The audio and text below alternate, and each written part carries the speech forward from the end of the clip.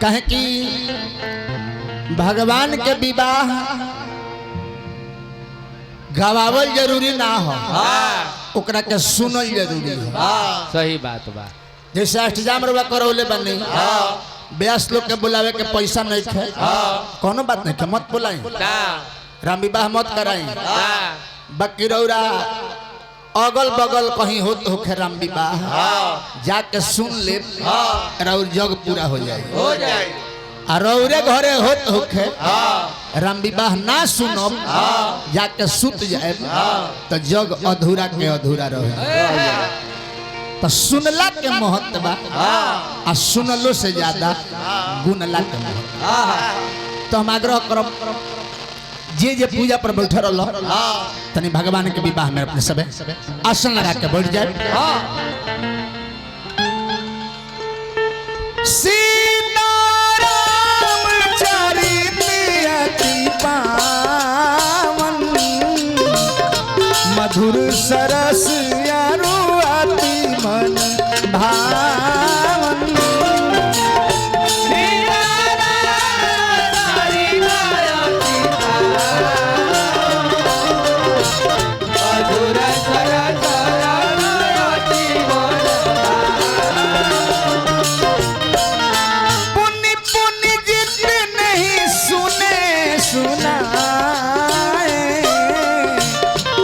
के प्यास बुझत न बुझाए,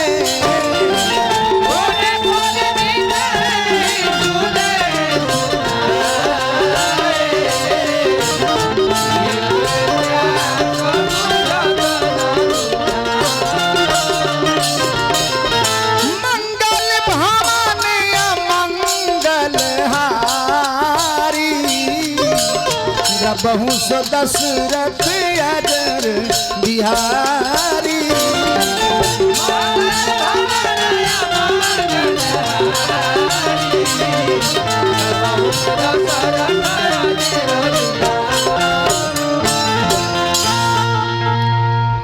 पूजा किन्ह अधिक अनुरागा, निजयन रूप सुभग बर मांगा। विनय प्रेम बस भई भवानी, खसी माल मूर्ति मुस्कान। कठोर पूजा कैली सीता मैया, आ सीता मैया के पूजा देख के पत्थर के मूर्ति में जाने आ गई। पत्थर के मूर्ति बोले लागल, हंसे लागल, आवाज आई, सुनसी सत्य आशीष हमारी, पूजहि मनोकामना तुम्हारी। स्वर्गीय गायत्री कुमार ठाकुर जी के बाद मुस्कान तनी खड़ा हो जाए। तसिया गर्दन में माला जब खसली, तमूरतिया बतिया कह के हंसली।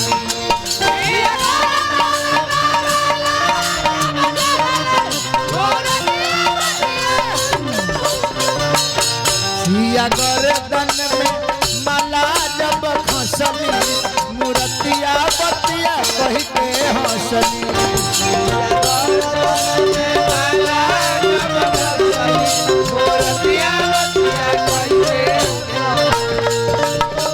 पत्थर का मूर्ति से आवाज आई,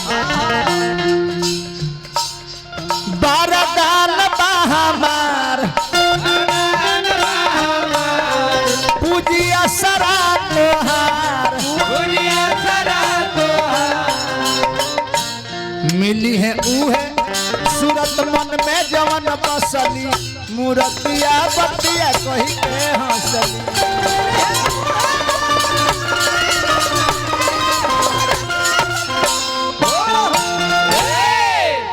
राजा जनक के दरबार में सभा लागल, देश विदेश के राजा ऋषि महर्षि देवता दानव भी मानव के रूप धोके ओ जनकपुर में पधरले बानी। राम लक्ष्मण बाबा विश्वामित्री के सबसे ऊंचा स्थान दियाइल बा, ऊंच मंच बनल बा, वही पर बुला के बैठावल जाता। राजा जनक जी अपना दूत के बुलौले, आ दूतवा से कहले कि ये दूत राजा लोग के बुलावल गइल बा, आ काहे खातिर बुलावल गइल बा, ई तनी बात सब राजा लोग के बता दो। तो गोस्वामी जी लिखत ने दोहा में कैसे लिखत नहीं बोले बंदी बचन बरा सुनहु सकल महिपाल तन विदेह करी कहीं हम भुजा उठाई विशाल कलश की हे देश विदेश के राजा जे दूरी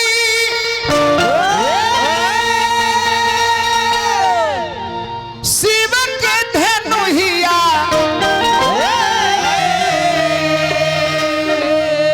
उहे करी है सीता से विवाह।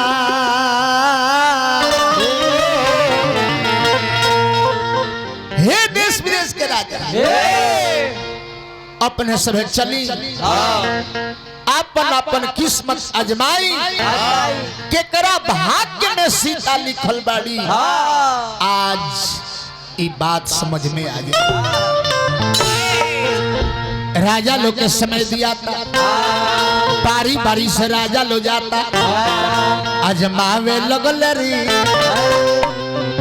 अजमावे लगल रे बारी बारी से धनुहिया, अजमावे लगल रे बारी बारी से धनुहिया।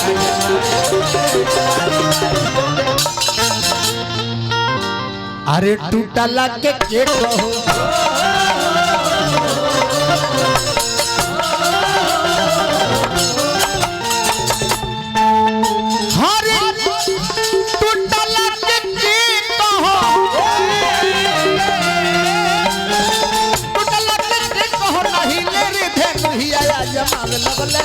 बारी बारी से धनुहिया,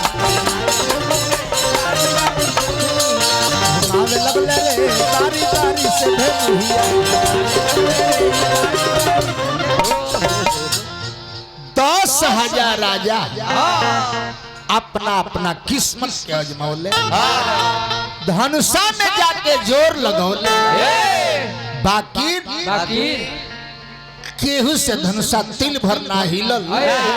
तब गोस्वामी जी लिखनी भूप सहस्र से कहीं लगे उठावन टरई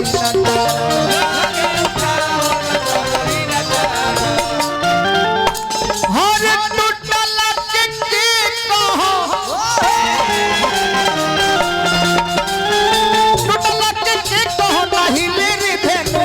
जमावे लगले रे बारी बारी से धनुहिया, जमावे लगले रे बारी बारी से धनुहिया।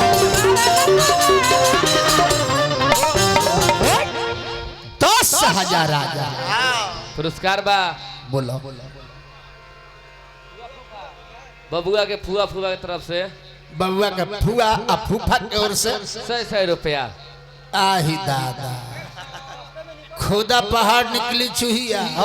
हरियो हम तो सोचनी है कि 500 आइल होई मालिक, बाकी अपने सब फुआ फूफा हई, यही से विजेंद्र बाबा कहले फूफा फूफा, एमे तो कोनो जाने का दन नहीं लॉसे नहीं की, बाकी ऐसा बात नहीं है। क्योंकि लड़का होला न तो सबसे ज्यादा खुशी फुए के होखबे करे। खुशी सबका होला लेकिन फुआ के डबल खुशी हो जाला। फुआ सोचले कि जाए दो भैया हमरा की ना आवत रहे हैं, भतीजा हो गइल तो ई जाई न। आ दूसरा का खुशी का होला कि चलो सौरली पाई में कंगना भेटाई न, सौरली पाई में चैन भेटाई न, तो फुआ के डबल खुशी होला। आ तब देखी चली श्रद्धा के जय जयकार बा। 100 रुपया देने रहा सब दोनों पति पत्नी बन रही भगवान सुखमय जीवन जी ए बबुआ 10,000 राजा बिहार गईले डगई न शंभु सरासन कैसे कामी बचन सती मन जैसे हमरा रमाशंकर से कहनी है कि जे ई प्रोग्राम देश विदेश तक ले देखल जाए सही बात बा आ देखी नाम दुई एगो चीज के होला कि तो खूब नीमन हो जाओ आ ना तो खूब खूब बाउर हो जाओ दुई एगो के नाम होला खूब बढ़िया नेता मंत्री हो जाओ चाहे कोनो अफसर IPS अफसर हो जाओ उ लड़का अपना पिता के नाम करेला ना तो भारी डकैत हो जाओ वो अपना लड़का अपना बाप के नाम करेला कुख्यात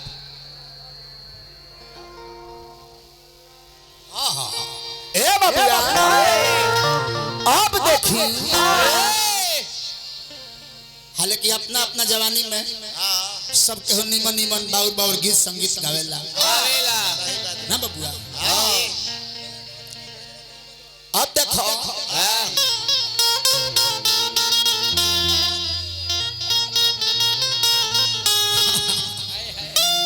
इतना सुंदर बोल रहा श्री राम भाई जोरा ना कुहर हजरे ने लेनी मेरी जान अरे ओ माय गॉड साफ बुझाई लग एकदम आशा भोसली गावत आय हाय ए बबुआ अब राजा जनक जी निराश हो गई असमन जनाता जितना दुख कोनो बेटी के बारात लौट चला तो बाप के होला उतना दुख राजा जनक राजा जनक जी सभा के बीच में आओनी अरोवे लगनी कहनी की जनती जे वीर के हो नहीं खे रन नाही भनतीनु हो अरे रामा भले दिया रही ती कुआरी परन नहीं ठनती रोवेले जनक मान मारी परन नहीं ठनती अरे रामा गावे के सिखवले श्याम बिहारी परन नहीं ठनती अब राजा जनक जी सभा में आके सबका से कहने की देश विदेश के राजा दीप दीप के भूपति नाना सुनिया जो मैं प्रण ठाना देव तनुज धरी मनुज शरीरा आए वीर विपुल रणधीरा अब जनी को मखे भटमानी वीर विहीन मही में जानी तजहु आस निज निज गृह जाहू लिखा न विधि वैदे सबका की ओर हाथ उठा के कहने की जान लो भागन लो हम जान गए कि धरती पर वीर नहीं खन हम इहो जान गए कि हमरा बेटी सीता के शादी ब्रह्मा जी लिख ले नहीं आज के बाद केहू अपना के वीर के उपाधि मत दी ई बतिया सबका से बर्दाश्त हो गई बाकी लक्ष्मण जी खाड़ हो गई कहने कि भैया रघुवन सिनेमा जहाँ कोई होई तेही समाज अस कहे न कोई जोर और अनुशासन पाऊं कंदु क्यों ब्रह्मांड लक्ष्मण जी कहन अभिमान त्याग कर कहता हूँ आदेश आपका पाऊं मैं भैया राम भैया आदेश दो तो इस धनुषा को कौन कहे इस धनुषा को कौन कहे सारा ब्रह्मांड उठा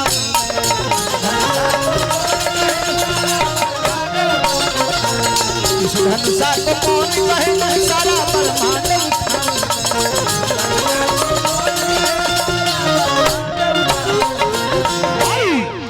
अब देखिए लक्ष्मण जी के बोलिया सुन के धरती हिले लागल बुझाइल की परले हो जाए तब विश्वामित्र समय शुभ जानी राम जी लक्ष्मण जी के शांत करता नहीं अशुभ समय जान के विश्वामित्र समय शुभ जानी बोले अति स्नेह में बाण उठहु राम भंजहु भव चापा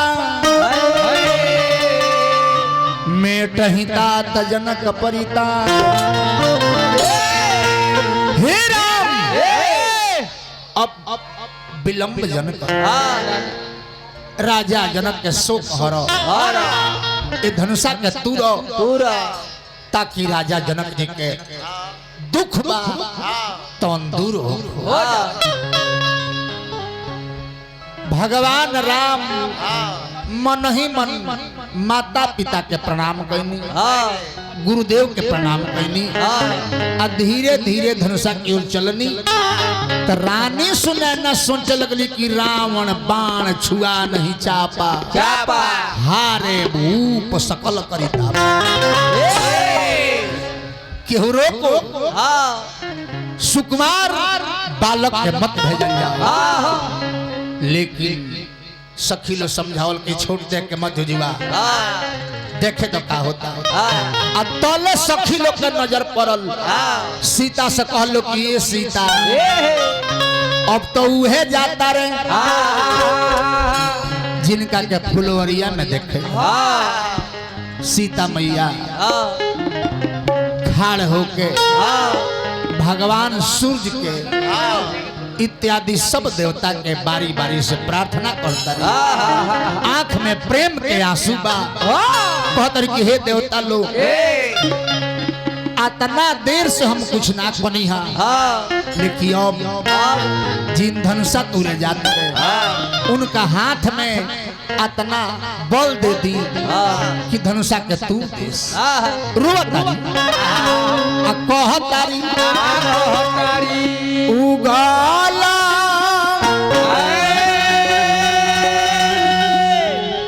शुरू जाए बाबा लागत बानी गो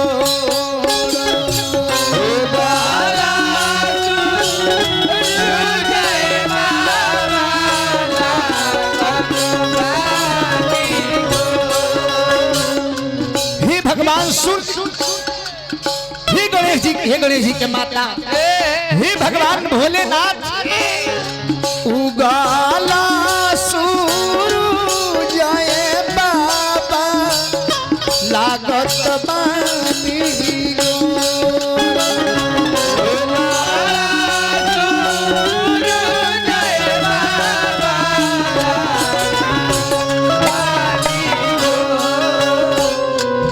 राऊ रे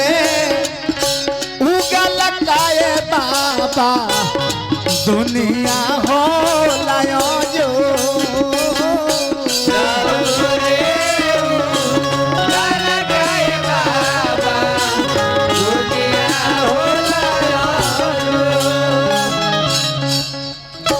हे देवता लोग हम जन्म से दुखी जन्म में दुखियाए बाबा माई बाप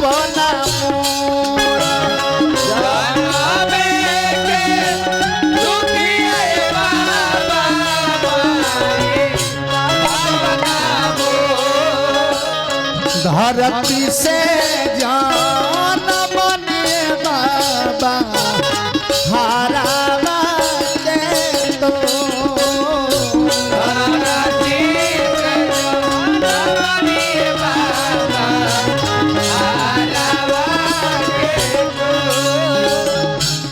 हे देवता लोग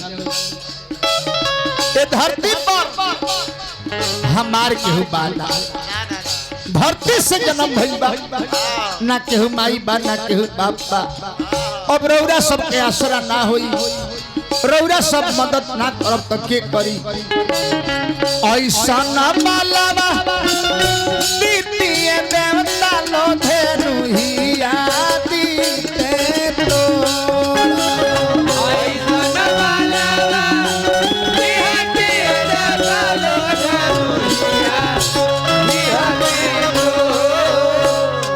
ही नहीं के संगवाए बाबा नाता दीती जो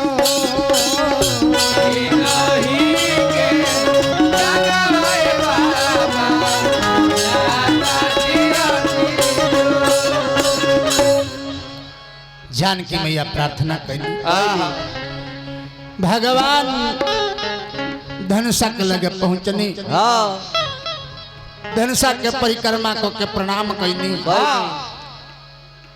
आज हिंगा डॉक्टर दवाई देला तो डॉक्टर साहब लोग सोचेला कि दवाई से नुकसान हुई कि फायदा हुई।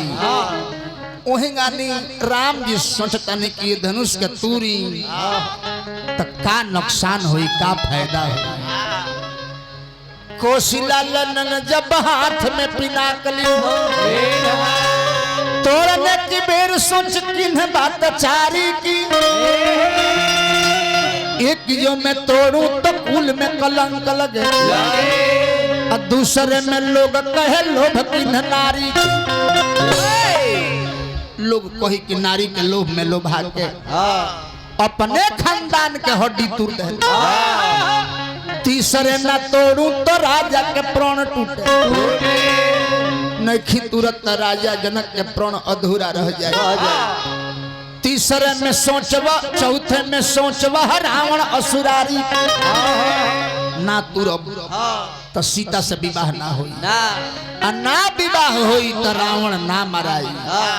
चार बात सोच ली ना हाथ में बिना कलिन्ना तोड़ दीना धनुषा शिव शंकर त्रिपुरारी। अरे तो गगनमा से फूल बरसे अरे गगनमा से फूल रे गगनमा से फूल रे गगनमा से फूल बरसे तो देव चढ़ल बाड़ी अपन विमानवा गगनमा से फूल बरसे।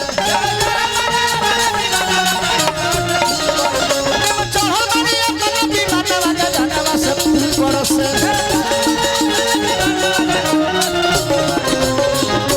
आजमगढ़ फैजाबाद बिरहिया क्षेत्र होने लोग आवेला कि देव लोग चढ़ल बारे भाया तेरे लोग चढ़ल बारे बबुआ तो देव लोग चढ़ल बारे अपना रे